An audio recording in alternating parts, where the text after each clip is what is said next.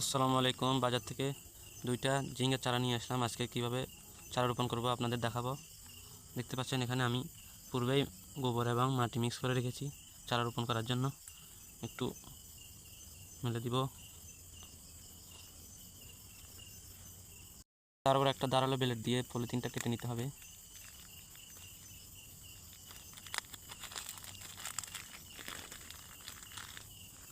তারপর একদম মাটি বরাবর, বেশি গভীরে দেওয়া যাবে না, একদম মাটি যতটুকু মাটি সমানভাবে দিয়ে দিতে হবে। মাটিটা যেন না ভাঙে সেদিকে সতর্ক রাখতে হবে। দুইটা চারা একসাথে রোপণ করছি কারণ আমার জায়গা স্বল্পতা, সেই জন্য। তারপর ভালোভাবে মাটি দিয়ে দিবেন। মাটি দিয়ে চারার পাশে একটু মাটি চাপা দিয়ে দিবেন, একটু চাপ দিয়ে দিবেন।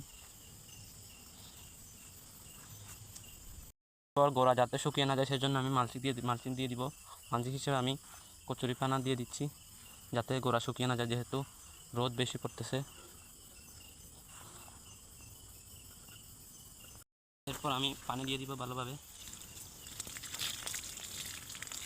চারা রোপণের 2 থেকে 3 দিন টানা পানি দিতে হবে, তাহলে শিকড় তাড়াতাড়ি বড় হবে, গাছগুলো তাড়াতাড়ি বড় হবে। সবাই ফেস্টি ফলো দিয়ে পাশে থাকবেন।